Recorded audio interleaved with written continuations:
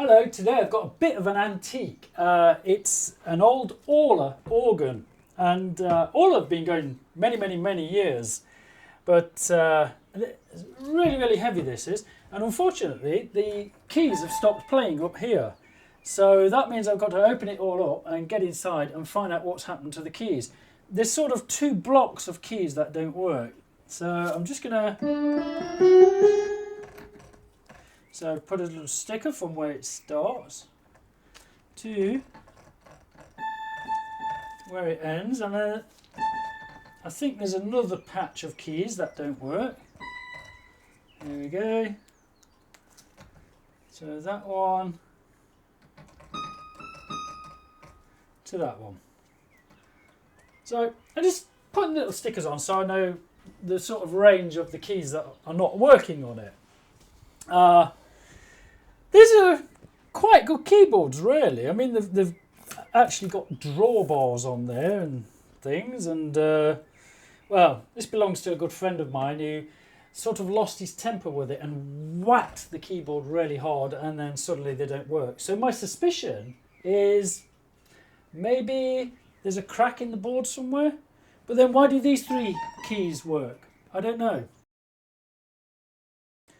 Hopefully, as it's hinged on the back, I should be able to undo a few screws and flip this open. Touch wood or whatever.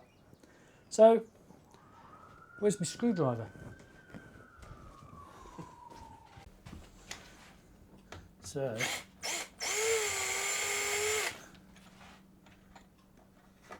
oh my, look at the length of those screws. They're definitely the ones that are holding the top panel down. Let me think. I undo that one as well.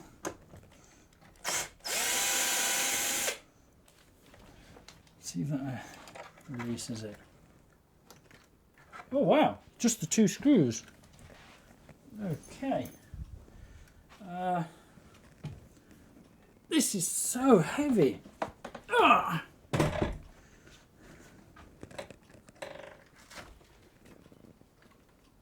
Wow. Very nice. Oh, there's a few bodgers in here. Just show you inside here, shall I? I just thought I'd point out this little bodge here. That's a 74HC244N. So that's an octal buffer.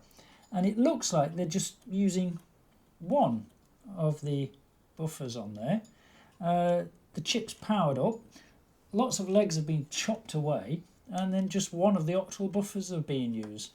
What it's sort of doing, I really haven't got a clue. But, yeah, it looks like some sort of extension board with some EEPROMs and things on there, so maybe they're some more voices or whatever. Just out of interest, this is the set of drawbars on here. All they are, really, they're just potentiometers, just slidey faders.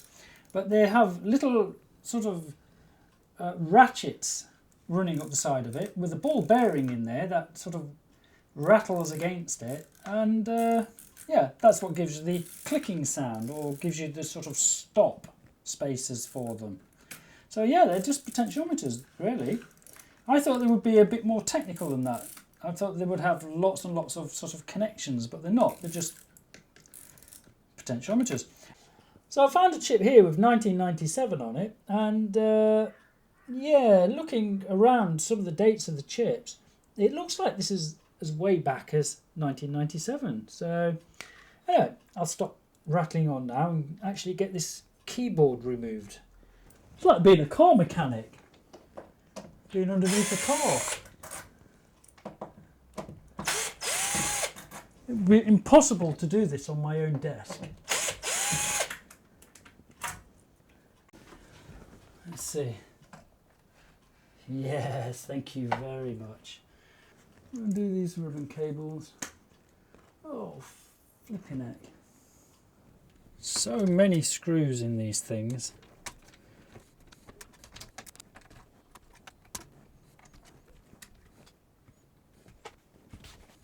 Right, this is where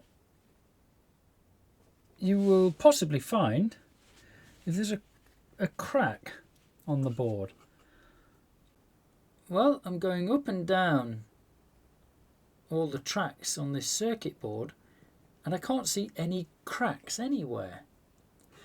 So I think I'm going to have to lift these sort of rubber things up here and get underneath to the actual connection and just use a multimeter and see if there's anything sort of not connected along there. It's really difficult, this. I was expecting there to be just a crack on there or something. It would be nice and easy, quick fix, and put it all back together and away you go, but that's not the case. So what I'm going to do, as it sort of stops there, I'm going to pull up this rubber thing here, just in case, though I very much doubt it, the connection is broken underneath there somewhere. Oh, that looks a little bit manky. Just there. It looks like some sort of fluid. But even if that was broken there, that's not going to stop all of these keys from not working all the way along there. However, if you sort of, I'll put that back under the microscope, it looks like there's been some water damage under here. Ah, well, this is strange. These three keys are the first three keys that don't work, and there's some sort of arcing been going off on there. It looks like arcing, and also there's some evidence of damp or wet, some fluid or liquid down here. But see, that one's not too bad, that's pretty clean, but this has definitely got some sort of arcing happening. So what I'm going to do there is find an eraser, a pencil eraser, and hopefully might be able to just clean these up a little bit with a pencil eraser. Let's have a go.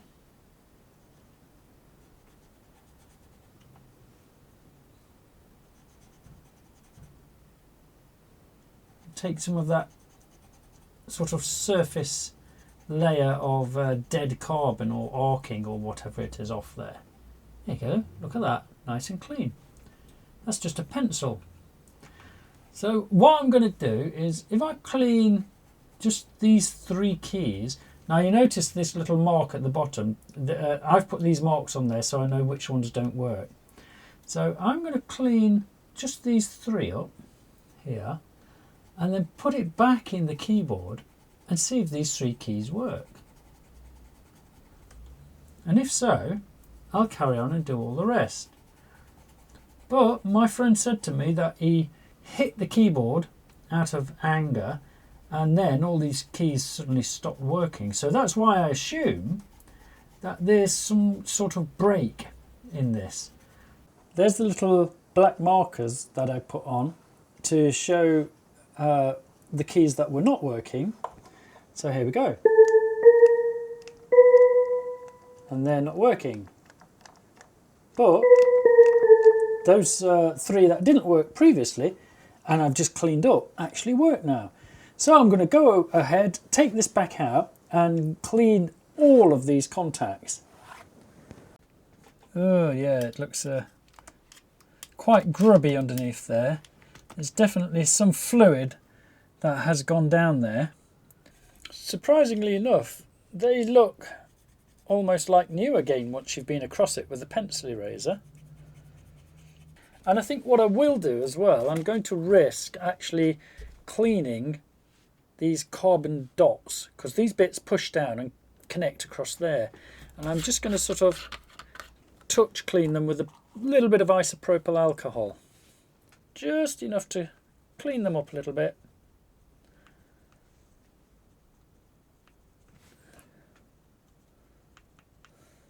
And it's not going to hurt if we just do a little bit of a clean up with this as well.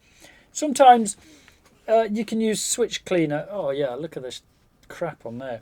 Sometimes you can use switch cleaners to clean these, but the trouble is a lot of switch cleaners have a lubricant in them, and that actually dries and puts a layer over the top, so it actually stops them from working properly. But isopropyl alcohol is cheap enough if you can get hold of it. Very, very dirty under there. I was told that this suddenly happened after the guy lost his temper and he hit the keys really hard, and then from then on these keys didn't work. So yeah, it's a bit strange that. These are used in Roland keyboards, Yamaha keyboards, loads and loads of keyboards. So you might come across this one day if you need to do this job. If you just get a little sort of screwdriver, you'll notice there's lots of tiny little holes. And what you do is you get the screwdriver and you put it into the tiny hole and just help it into the gap, like so. And that seats the switch back down onto the board to stop the dust and crap getting in there. So there you go, it's pretty easy, just push a little screwdriver through those holes there.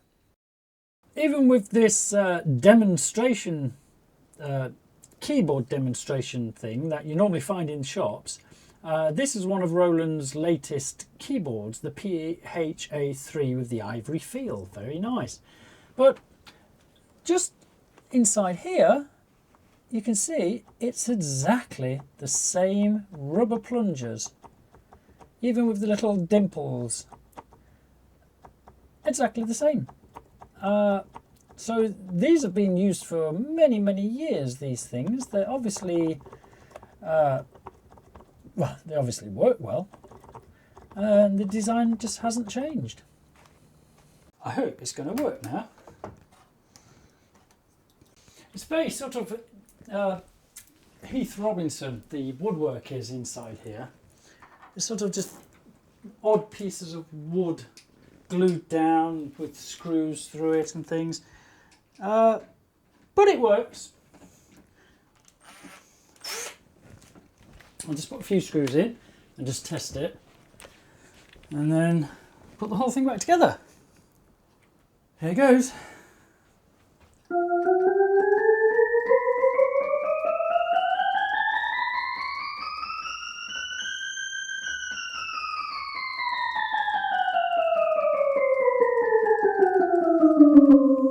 B flat, A sharp,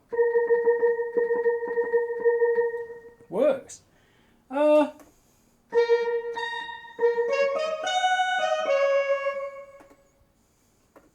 don't know how to work this machine, but it works.